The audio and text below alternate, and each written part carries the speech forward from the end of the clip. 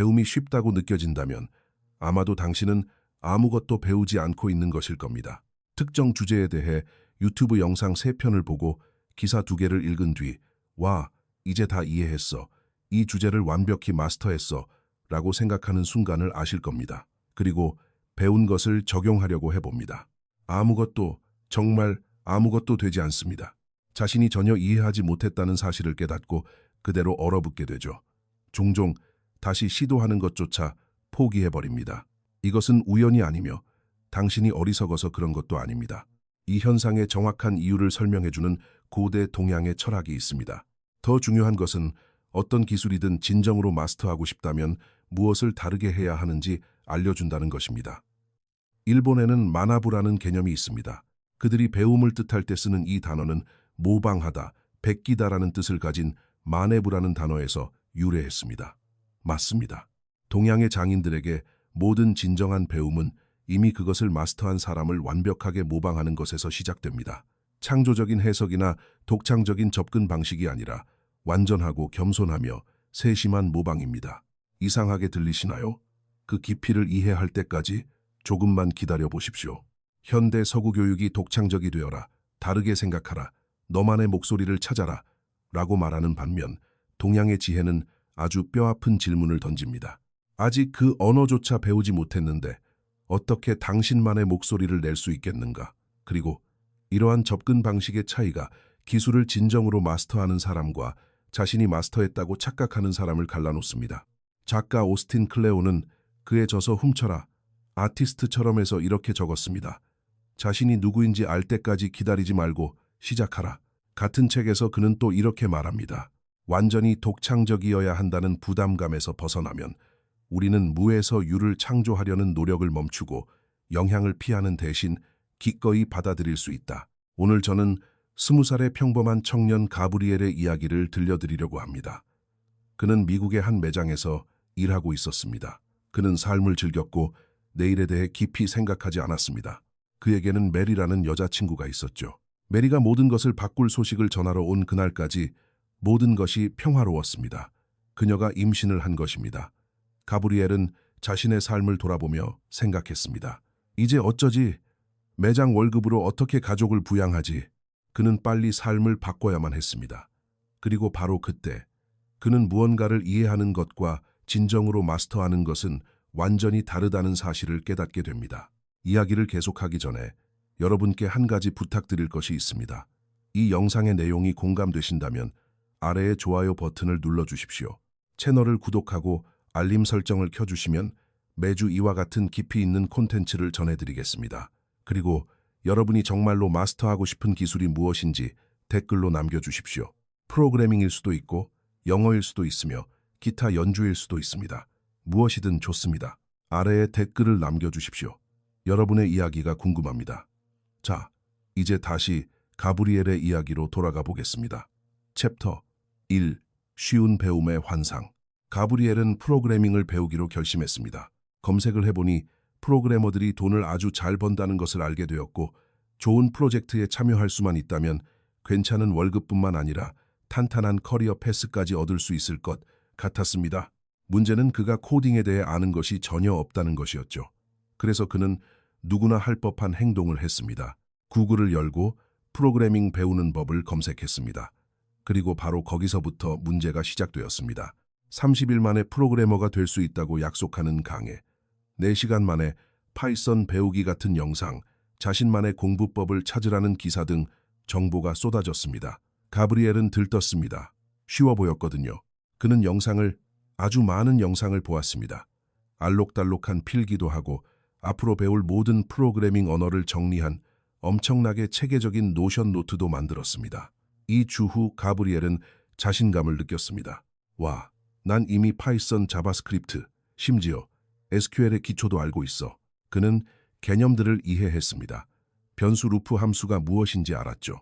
이론적으로는 모든 것이 말이 되었습니다.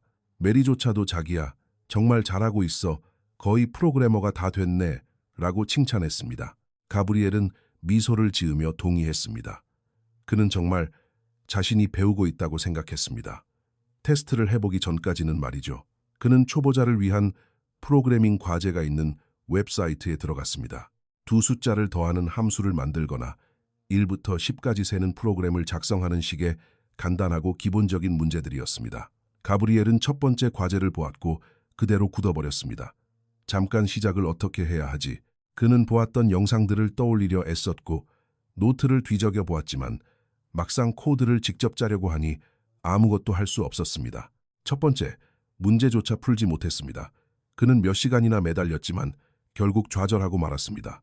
영상에서는 다 이해했는데 왜 실제로는 못하는 거지? 이것이 바로 쉬운 배움의 환상입니다. 콘텐츠를 소비하고 이해했다고 생각하며 기분 좋아하죠. 배웠다고 착각하는 겁니다. 하지만 이해하는 것과 마스터하는 것은 다릅니다. 알아보는 것과 재현하는 것도 다릅니다. 가브리엘은 그 교훈을 아주 뼈아프게 배우게 될 참이었습니다. 제대로 프로그래밍을 하려고 할 때마다 실패했기 때문입니다. 실패가 거듭될수록 그는 더욱 절망했습니다. 메리의 배는 불러오고 청구서는 쌓여가는데 자신은 제대로 작동하는 코드 3줄조차 작성하지 못하고 있었으니까요. 그러던 어느 날 새벽 2시 그는 유튜브에 대패 빠져 있다가 오래된 재생 목록 하나를 발견했습니다. 완전히 무료인 기초 프로그래밍 강의였죠. 강사의 이름은 줄리안이었고 첫 번째 강의의 제목은 꽤 낯설었습니다. 당신이 독창적이 되려는 노력을 멈춰야 하는 이유. 가브리엘은 클릭했고 영상이 시작된 지 5분 만에 줄리안은 그의 관점을 완전히 바꿔놓을 말을 던졌습니다.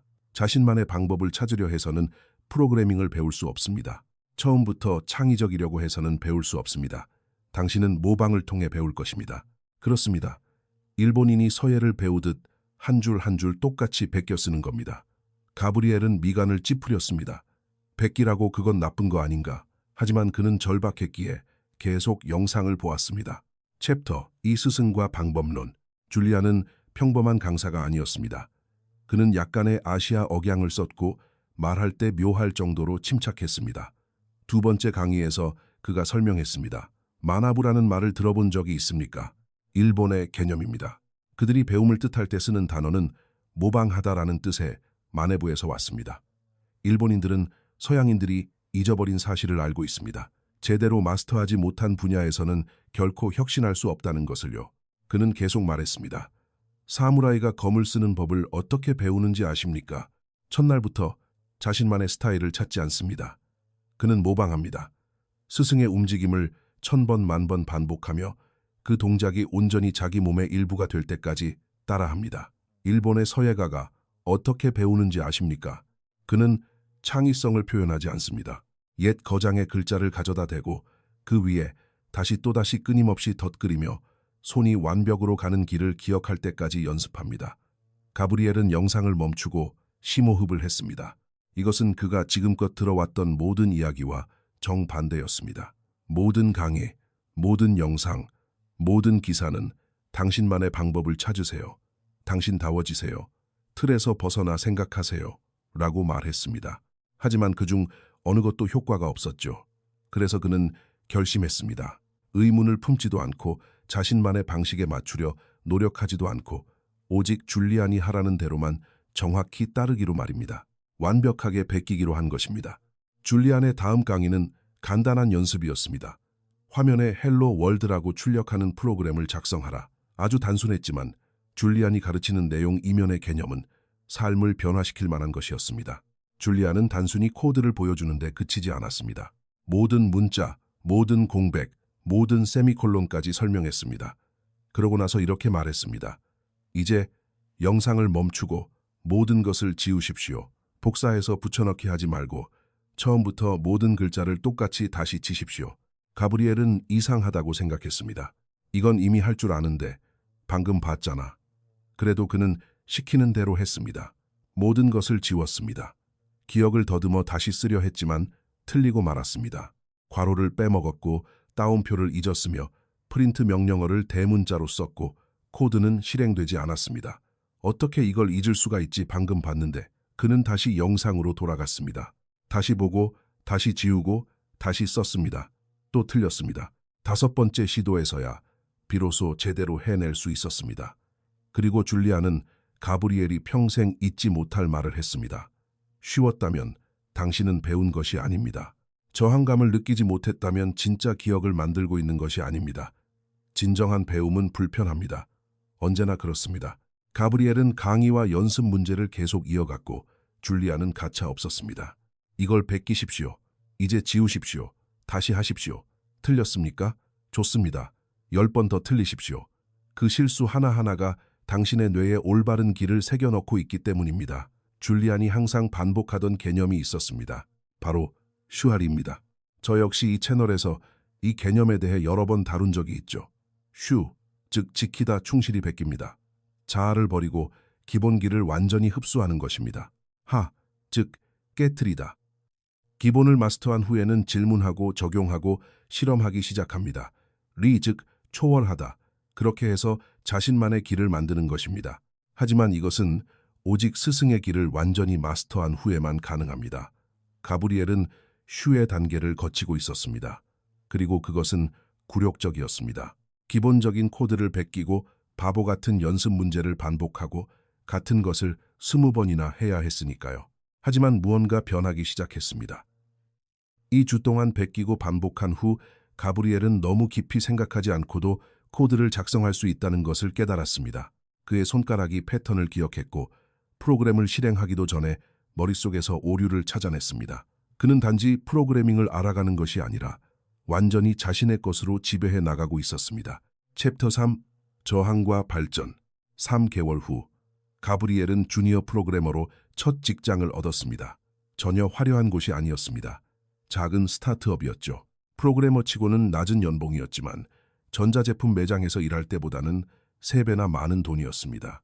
메리는 임신 6개월 차였습니다. 그들은 더 나은 아파트를 구할 수 있었고 상황은 점점 좋아지고 있었습니다. 하지만 실무는 정말 잔인했습니다. 가브리엘은 줄리안의 강의를 듣고 나면 모든 것을 다 알게 되고 일이 쉬워질 거로 생각했습니다. 하지만 그렇지 않았습니다. 첫날, 데릭이라는 이름의 팀장이 그에게 프로젝트를 하나 맡겼습니다. 이메일을 검증하는 함수를 하나 만들어줬으면 해. 너무 복잡한 건 아니야. 가브리엘은 자리로 돌아와 컴퓨터를 열었지만 또다시 멍해지고 말았습니다. 이메일을 검증하라고? 무슨 소리지? 루프를 돌리는 법도 알고 함수를 짜는 법도 아는데 이걸 실제 문제에 어떻게 적용해야 하지? 그는 4시간 동안 애쓰고 검색하고 실수하며 시간을 보냈습니다. 부끄러워서 도움을 청할 수도 없었습니다. 와, 나 정말 바보처럼 보이겠네. 이제 막 시작했는데 벌써 아무것도 할 줄 아는 게 없잖아. 하지만 오후 3시 데릭이 그의 자리 곁을 지나갔습니다. 그래, 잘 돼가. 가브리엘은 얼굴을 붉혔습니다. 저 여기서 좀 막혔습니다. 데릭은 그의 곁에 앉았습니다. 그는 코드를 살펴보고는 아무런 판단이나 질책 없이 말했습니다. 나라면 어떻게 할지 보여줄게. 그리고 그는 코드를 작성하며 가브리엘이 한 번도 본 적 없는 패턴들을 보여주고 설명했습니다. 가브리엘은 모든 것을 적었습니다. 코드 한 줄, 논리의 모든 세부 사항까지요. 그리고 데릭이 자리를 떠났을 때 그는 줄리안이 가르쳐준 대로 했습니다. 모든 것을 지우고 스스로 다시 써보려 노력했습니다. 그는 실수했습니다. 다시 시도했습니다. 또 실수했습니다. 10번째 시도 끝에 마침내 코드가 작동했습니다. 그때 그는 깨달았습니다. 데릭이 바로 그의 새로운 스승이었습니다. 그리고 자신은 모방하고 흡수하고 반복하는 슈의 단계를 계속 이어가야만 한다는 것을 알게 되었습니다. 데릭이나 다른 선임 프로그래머가 문제를 해결할 때마다 가브리엘은 선승처럼 그들을 관찰했습니다. 그들이 무엇을 하는지뿐만 아니라 어떻게 생각하는지, 어떤 순서로 문제를 해결하는지, 어떤 단축키를 사용하는지, 코드를 어떻게 구조화하는지를 지켜보았습니다. 그리고 혼자 남았을 때 복사하고 붙여넣는 대신 각 줄을 직접 타건하며 처음부터 똑같이 재현하려고 노력했습니다. 피곤하고 좌절감을 느끼고 속도도 느렸지만 그 방법은 효과가 있었습니다. 6개월 후 가브리엘은 더 이상 단순한 문제로 고군분투하지 않았습니다. 그는 패턴을 인식했습니다. 해결책을 어디서 찾아야 할지 알았습니다. 스스로 짠 코드를 디버깅할 수 있었습니다. 그는 슈의 단계를 벗어나 패턴을 깨고 적응하고 실험하는 하의 단계로 진입하고 있었습니다. 하지만 그 토대의 그 단단한 기반은 모방하고 베끼고 반복함으로써 만들어진 것이었습니다. 그리고 그때 그는 아주 심오한 무언가를 깨달았습니다. 그가 존경하던 모든 선임 프로그래머들도 정확히 그 과정을 거쳤다는 사실을 말입니다. 그들은 태어날 때부터 창의적이었던 것이 아니었습니다. 그들은 해당 분야를 완전히 마스터할 때까지 스승들을 모방했습니다. 그리고 그런 연후에야 비로소 혁신을 시작했습니다. 명심하십시오. 이 영상에서는 구체적으로 프로그래밍에 대해 이야기하고 있지만 제가 제시하는 개념은 모든 학습 분야에 적용될 수 있습니다. 악기 연주를 배우고 싶다면 기초부터 시작하십시오. 기본적인 패턴, 쉬운 곡들, 코드를 정확히 짚는 법, 선생님의 손 모양을 베끼고 심지어 선생님이 박자를 타는 방식까지 모방하십시오. 기초를 마스터하고 나면 다음 단계로 넘어갈 수 있습니다. 챕터 4 탄생과 숙달. 강의 중에 줄리안이 계속 반복하던 말이 있었습니다.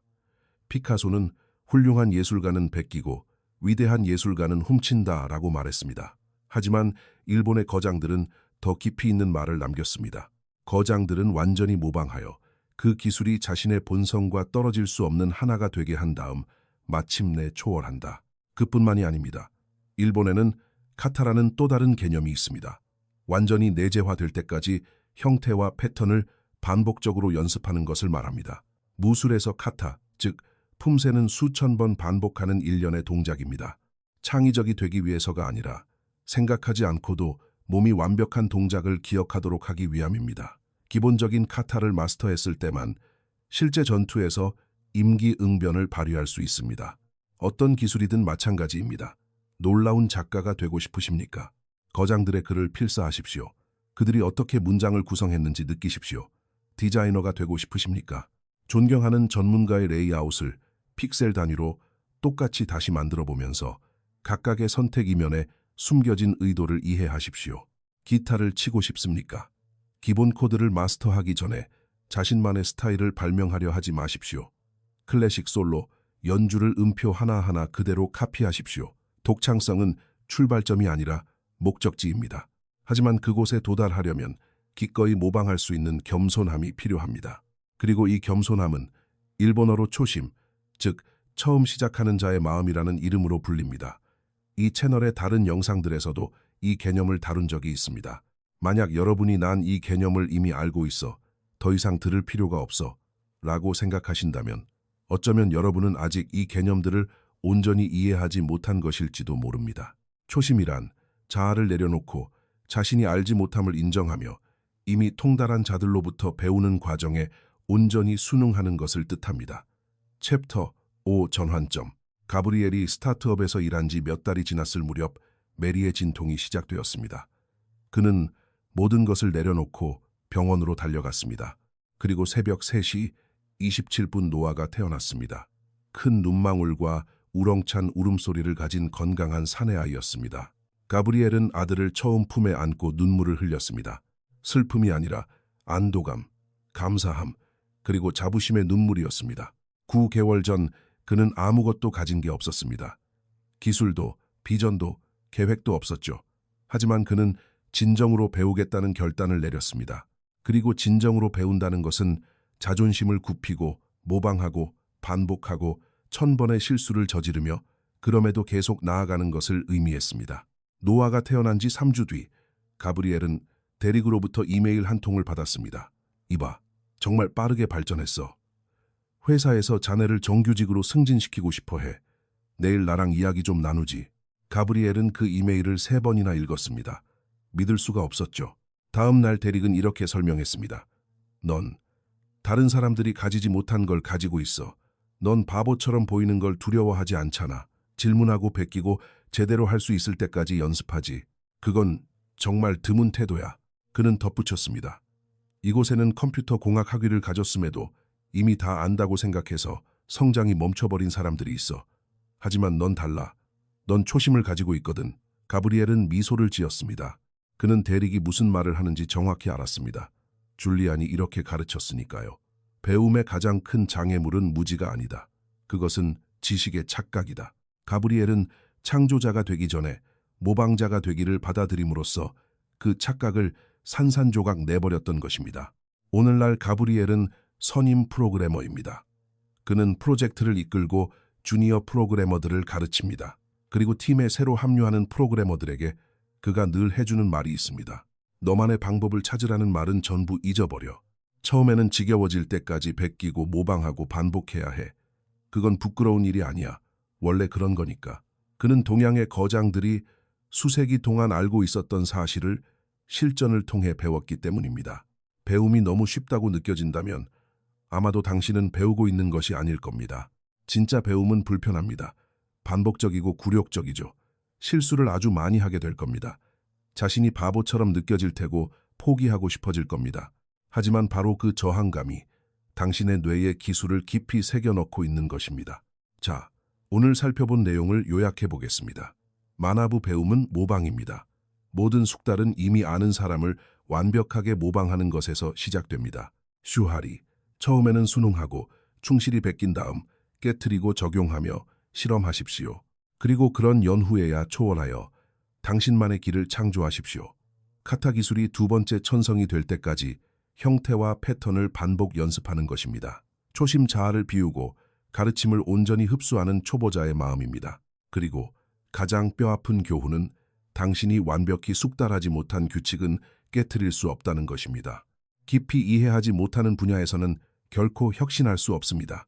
그러니 능력을 갖추기도 전에 독창적이 되려는 노력은 멈추십시오. 모방하고 반복하고 실수하고 계속 나아가십시오. 그러다 전혀 기대하지 않았던 어느 날, 뒤를 돌아보면 당신은 자신이 장인이 되어 있음을 깨닫게 될 것입니다. 새로운 것을 발명했기 때문이 아니라 기본기를 완전히 마스터하여 그 숙달된 기술이 당신의 일부가 되었고 마침내 초월의 경지에 이르렀기 때문입니다. 여기까지 봐주셨다면 시청해 주셔서 정말 감사합니다. 진심으로 말씀드리지만 이 영상의 자료를 조사하고 대본을 쓰는데 많은 시간이 걸렸습니다. 만약 이 영상이 여러분에게 공감이 되었다면 아직 안 하셨을 경우 채널을 구독해 주시기를 부탁드립니다. 알림 설정을 켜주시고 오늘 배운 원칙들을 활용해 앞으로 어떤 기술을 진짜로 마스터하기 시작할 것인지 아래에 댓글로 남겨주십시오. 또한 지금 화면에 나오고 있는 초심의 개념과 단순함의 중요성에 대해 다룬 이 영상도 시청해 보시기를 권해드립니다. 깊은 감사의 마음을 전하며 다음 영상에서 뵙겠습니다.